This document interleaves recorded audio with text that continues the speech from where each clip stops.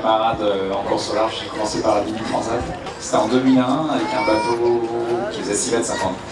Et que j'avais exposé à l'époque à la Cité des Goumacs. Il y avait un salon de la mer là-bas.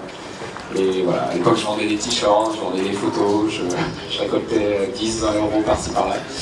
Et c'était le début de l'aventure. Après il y a eu une Nautique qui m'a suivi, qui était une entreprise que tout le monde connaît ici, à Nord-sur-Erdre, qui fabrique des doudous, et on avait lancé le doudou l'ours Armel.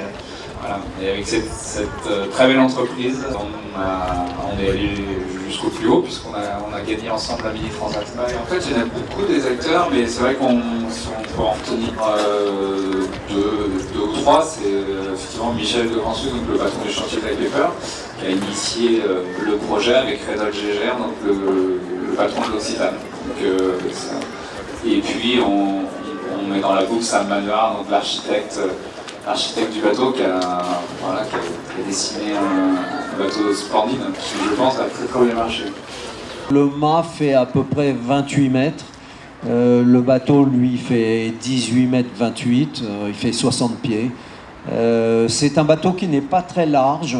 Il fait un peu moins de 5 mètres de large.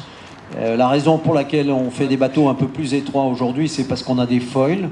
Et donc on n'a plus besoin d'avoir une grande largeur pour avoir du couple de redressement. Le couple de redressement, c'est ce qui permet d'éviter que le bateau soit trop gité.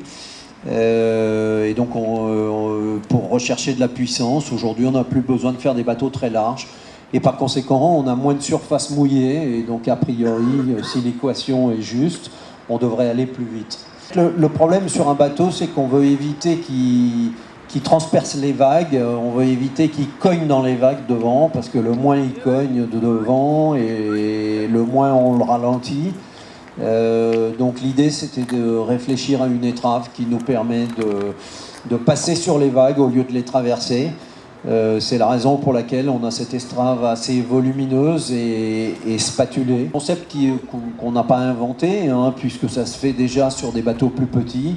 Et qui fonctionne.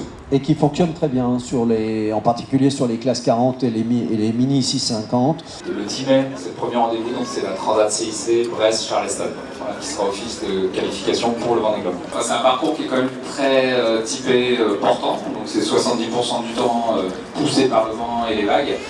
Donc la carène elle est vraiment dédiée à cette course, quoi.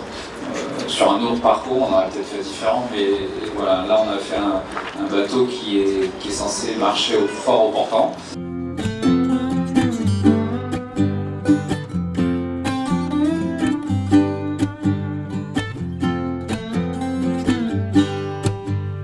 C'est toujours très émouvant de mettre un bateau à l'eau.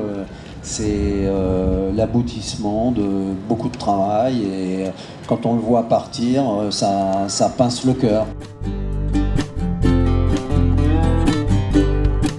Impatient déjà de découvrir dans ce bateau ses sensations, comment il réagit, et puis dans un second temps de pouvoir mettre les feuilles et de laisser parler la machine.